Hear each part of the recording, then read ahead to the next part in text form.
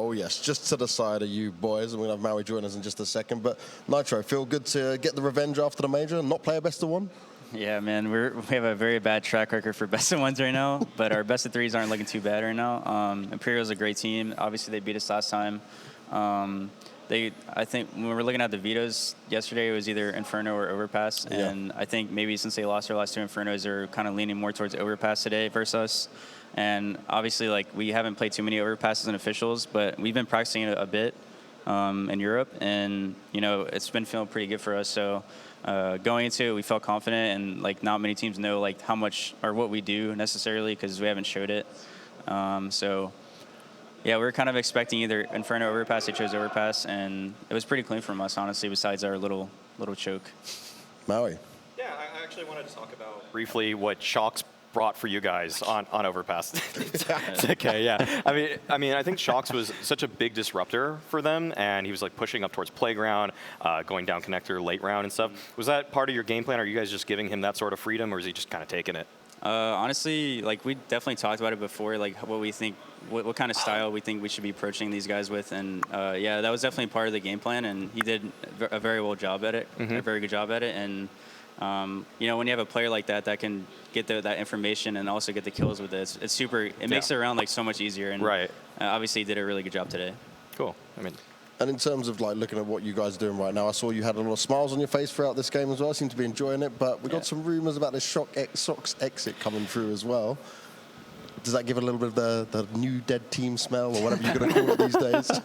I'm not going to confirm nor deny that, but I knew you wouldn't. Obviously, like when you know, like CS is so mental, and I guess like when you have nothing to lose, like that kind of mentality, it just seems like. It's like, all right, like there's no pressure. Let's just like play our own game, play what we practice, and obviously today, like it felt really good. I felt like we had a lot of good teamwork today compared to the major some matches and our Cloud9 game yesterday. So yeah, I'm pretty happy overall. So nitr0, another thing is I feel like it's easy to consider your foundational three fraggers to be Naf, Elige, and it should be OC. How would you rate OC's development from when he first got on the roster to now?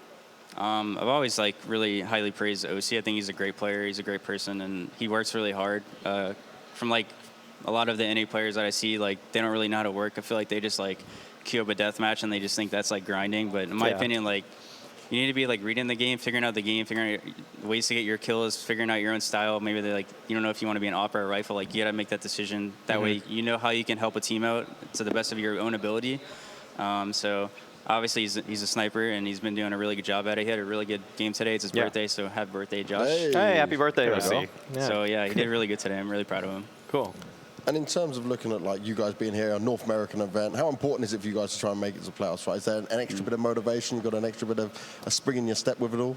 Yeah, it feels great to be back in any event. Obviously, there's a lot of rumors here and there saying that there's going to be some more here throughout this year at certain points, but with like COVID and all that stuff, no one really knows what's going to happen until like maybe a few months before. So it definitely feels good to be back. My last event was a Valorant LAN that was online, so that was kind of weird. But it definitely feels good to be back here, and hopefully we can make the stage and show the NA fans that we're here to play. And in terms of making the stage, right, you're on the lower bracket. You've got these elimination games coming your way. You feel like you guys can play a little bit better with that pressure put on your backs? Yeah, I mean, there's a lot of like stand-ins and stuff going on, and I think with all the circumstances and stuff, I think we definitely have a chance of still making the stage. And yeah, we're gonna take it match by match, and then yeah, let's go from there.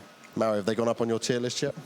I think we had them at a upset potential, right? Something like that. So I think that's where I'm seeing you guys right now. Like you guys can probably take down a team that you maybe shouldn't just because you got a little bit of that. I mean, you won't say it, but I'm gonna say it, like the dead team kind of air to you. Yeah.